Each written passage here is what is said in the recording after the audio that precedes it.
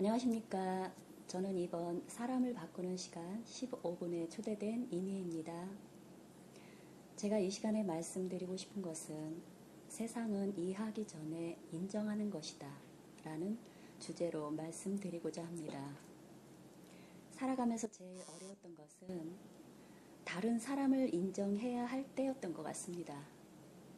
함께하고 싶어도 함께가 안 되고 사랑하고 싶어도 사랑할 수 없었던 이유를 몰랐습니다. 저는 3살 때 소아마비로 하룻밤 사이에 1급 장애인이 되었습니다. 일남 4녀 중 넷째 딸로 태어나 온 가족의 사랑을 받고 자랐습니다. 아버님은 성실한 공무원이셨고 어머님은 혼자 몸으로 농사일을 열심히 하시며 고된 삶을 사셨습니다.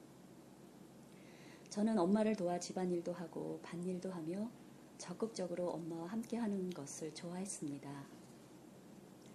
몸이 불편한 저는 학교를 가보지 못했습니다. 그래서 늘 바쁘신 엄마를 돕고 싶었고 무엇이든 해드리고 싶은 마음뿐이었습니다. 그러나 어머님은 나로 인해 늘 걱정하셨고 행복하지 않으시다고 여기시면서 그런 삶을 사셨습니다. 그러나 나는 우리 집의 걱정거리였던 셈이었습니다. 그래서 어머님은 칭찬보다는 늘 걱정과 꾸지람이 많았고 나는 항상 외로움을 안고 살았습니다. 그런 어머님한테 인정받고 싶은 마음으로 잘 하려고 했지만 시골이라는 환경이 힘이 없는 다리를 대신해서 손으로 움직이면서도 열심히 살았습니다. 적극적인 성격으로 늘 동네 아이들과 어울리며 나름대로 적극적으로 어린 시절을 재미있게 지냈습니다. 사춘기가 되면서 엄마와 크게 다툰 적이 있었습니다. 지금 생각해보니 그 이유는 엄마한테 존재적인 인정을 받고 싶었던 것이었습니다. 늘 칭찬보다 집만 되었던 나에게 한계가 왔던 것이죠. 성인이 되어가면서 왜 나는 다른 사람들과 다를까라는 생각에 내 자신의 모습이 부끄럽기 시작했고 사람들의 낯을 피해 자신 안에 숨곤 했습니다. 스스로 고립되고 위축되고 세상에 나를 존재적으로 있는 그대로 인정해주는 사람이 과연 있을까라는 생각을 많이 했습니다. 점차 자라면서 결혼이라는 것을 포기하고 살았습니다. 그러던 어느 날 유능한 한 남자의 적극적인 사랑을 받게 되었습니다. 성실하고 적극적인 그 사람을 만나 본의 반, 타의 반 결혼하게 되었지요. 양가에서 크게 반대했지만 그 사람은 나를 존재적으로 사랑해 줄 것 같았습니다. 결혼해서 아이 둘을 낳고 보통 사람들처럼 행복을 느끼며 잘 살았습니다.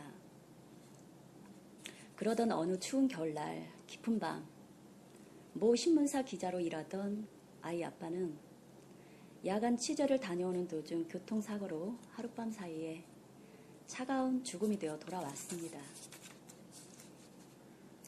그때 8살, 3살 두 아이를 남겨두고 우리 곁을 떠났던 것입니다. 남편을 원망할 여유도 없이 내가 몸이 불편하지만 아이들만은 정말 잘 키워야겠다는 생각만으로 가득했습니다. 불편한 몸이지만 아빠 몫까지 해야만 하는 저는 육신적으로도 힘들었지만 세월이 갈수록 몸과 마음이 지쳐갔습니다. 어린아이들과 함께 최선을 다해 살면서 우리 세 식구는 행복하게 살고 싶었고 또 세 식구 모두가 허물없이 살고 싶었지만 아이들이 점점 커갈수록 제 요구도 커져갔고 갈등은 깊어갔습니다. 나는 하루하루를 몸이 불편해도 최선을 다해 살았습니다. 그렇지만 왜 이렇게밖에 살 수 없는지 도대체 이해할 수가 없었고, 최선을 다한 결과가 갈수록 서로의 벽이 높아지고 나도 아이들도 괴로움만 커져갔습니다. 이 넓은 세상에 남편이 없다는 고통보다 아이들과 하나 되지 못하는 것이 더 괴롭고 힘들었습니다. 내 목숨보다 더 사랑하는 아이들과 왜 하나가 되지 못하는지, 내 노력이 부족한 것도 아니고 최선을 다했지만 돌아오는 것은 늘 갈등과 외로움뿐이었거든요. 내가 어렸을 때 부모님과 형제들로부터 존재적으로 인정받지 못했던 그 아픔을 지금 내가 아이들에게 주고 있다는 사실을 까맣게 몰랐습니다. 최선을 다한 결과는 결국 요구만 남았고, 정말 사랑하고 싶었으나 나에게 사랑이 없다는 것을 점차 알게 되었습니다. 아이들과의 관계, 부모님, 또 형제들과의 관계는 얽히고 설킨 실타래처럼 엉켜만 같고, 내가 왜 살아야 하는지 세상의 모든 것이 백지가 되어버렸습니다. 세상의 모든 것이 나를 위하지 않는구나. 아무리 최선을 다해도 안 되는 것은 안 되는구나.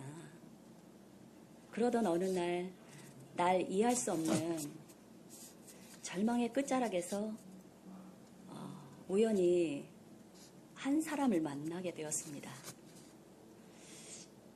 정말 우연이었습니다. 그 사람은 나에게 아무것도 요구하지 않으셨습니다. 그 사람은 나하고 분명 다른 사람이었습니다. 나에게 늘 희망을 주고 나를 있는 그대로 인정해 주셨습니다.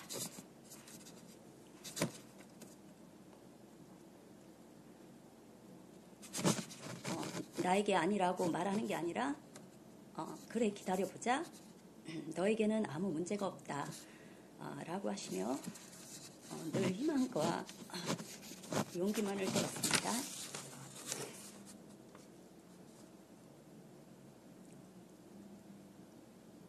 내가 아무리 힘들어도 그 곁에 가면 숨을 쉴 수 있었고, 적어도 난 그의 곁에서만큼은 자유로울 수 있었습니다.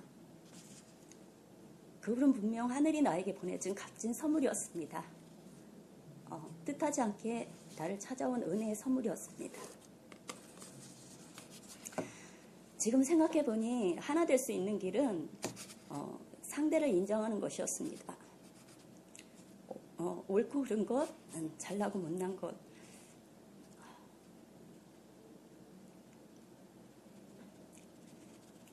잘되고 못된 것, 평가하지 않고 오직 있는 그대로를 인정해 주시고 나를 받아주시는 그분, 나를 나대로 받아주신 그분을 만난 이후 난 모든 것이 달라졌습니다.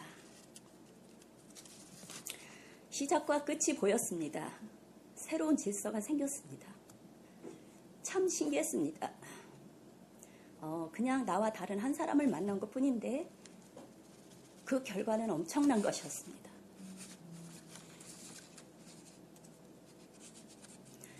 황폐했던 사막에 새 생명이 돋아나고 또 그 새싹들이 어우러져서 숲이 되고 새들이 깃들게 되었던 것 같은 그런 상황이 되었습니다. 그때서야 비로소 내 인생은 참으로 만족하고 행복한 삶이 되었습니다. 정말 또 신기한 일이었습니다. 내 자신이 만족해지니까 내 요구도 원망도 없어지고 어떤 사람을 대하든 이해하려 하지 않고 있는 그대로를 인정하는 사람이 되었습니다. 내 잣대가 없는 사람이 되었지요.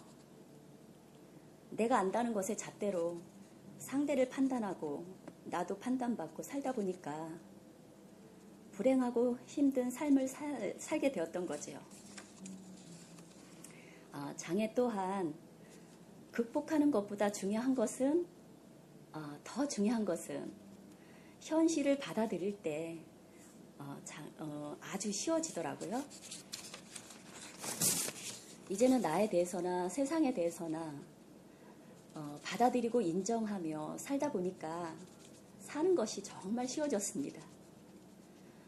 여러분 또는 장애를 가지신 분이 이 방송을 보신다면 저처럼 살아보지 않으시겠습니까?